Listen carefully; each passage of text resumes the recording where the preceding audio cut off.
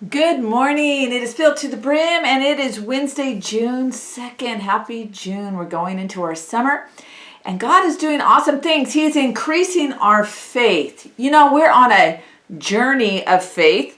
And actually it says in Hebrews chapter 12 that Jesus is the perfecter of our faith. Let me read that to you. Hebrews 12, 1 and 2. Therefore, since we are surrounded by such a great cloud of witnesses, let us throw off everything that hinders and the sin that so easily entangles, and let us run with perseverance the race marked out for us, fixing our eyes on Jesus, the pioneer and perfecter of faith. I'm going to emphasize today that Jesus is the perfecter of our faith. In other words, he is developing our faith, making our faith perfect. And this scripture was written right after Paul the Apostle pens the stories of people in chapter 11 who exercised their faith to fulfill the calling, to fulfill the assignment that God had on their lives.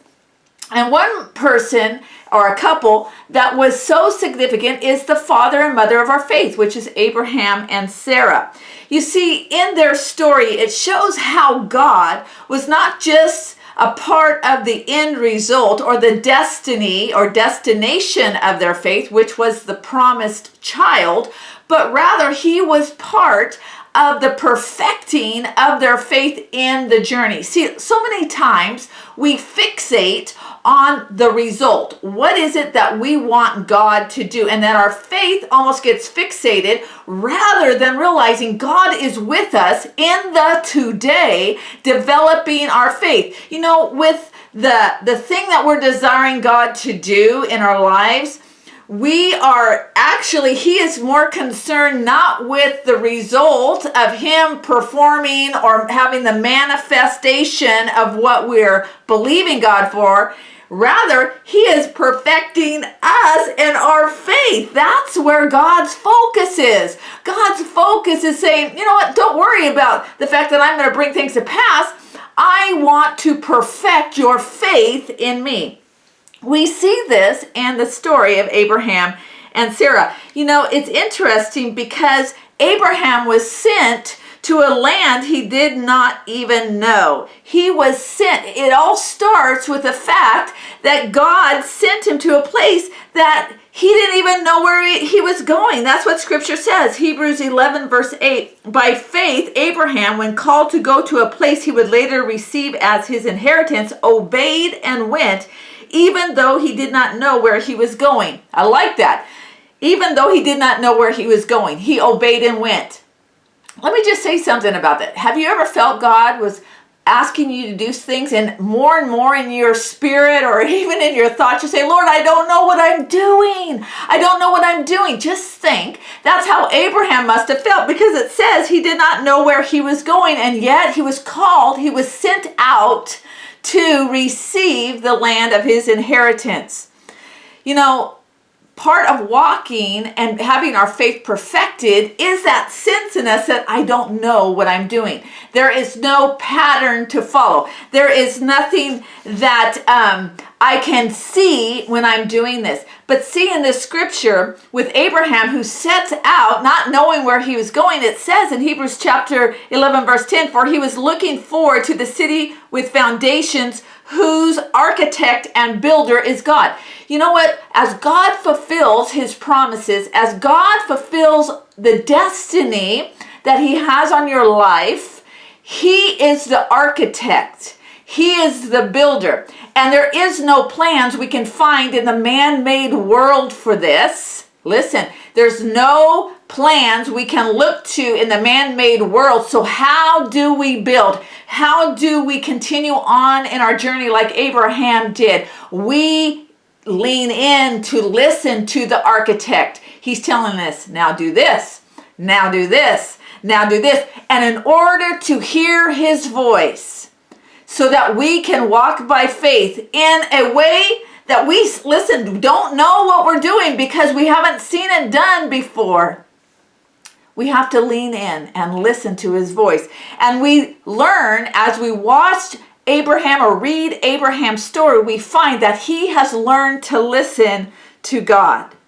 You know, later, when Abraham is asked by God to bring up Isaac to the mountain to sacrifice him, it's an interesting thing because you know that Abraham has learned to listen, to lean in to God's voice. Hebrews 11:17 through 19 says this, by faith, Abraham, when God tested him, offered Isaac as a sacrifice. There was no argument. He who had embraced the promises was about to sacrifice his one and only son. He had made God's voice and God's promise a part of him. Even though God had said to him, it is through Isaac that your offspring will be reckoned. Abraham reasoned that God could even raise the dead, and so in a manner of speaking, he did receive Isaac back from his death. So this is in Genesis 22, the event of Isaac being offered up as a sacrifice. Now this is super significant because you see the perfection of Abraham's faith. You see Abraham in other chapters asking God to bless another person. First it was Eliezer. He was saying in Genesis 15 verse 2, he says, Sovereign Lord, what can you give me since I remain childless, and the one who will inherit my estate is Eliezer. So he's saying, listen, I know I don't have children, so you're going to have to solve this, and you're going to have to bless Eliezer. And God says, no, it's not Eliezer. Later in Genesis chapter 17, he says the same thing. It says, Abraham fell face down, he laughed and said to himself, will a son be born to a man 100 years old? Will Sarah bear a child at the age of 90? And Abraham said to God, if only Ishmael might live under your blessing, make it Ishmael. And the Lord is perfecting his faith. And he's saying, no, it's not Ishmael. It wasn't Eliezer, it's not Ishmael.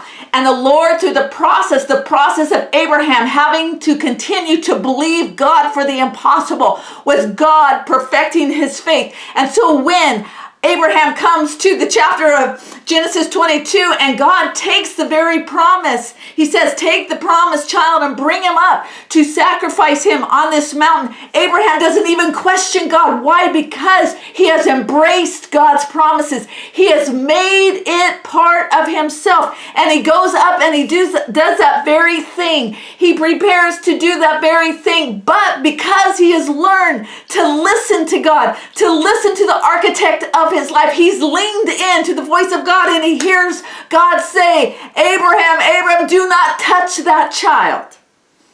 You know, James 2 verse 22 says, you see that Abraham's faith and his actions were working together, and his faith was made complete by what he did.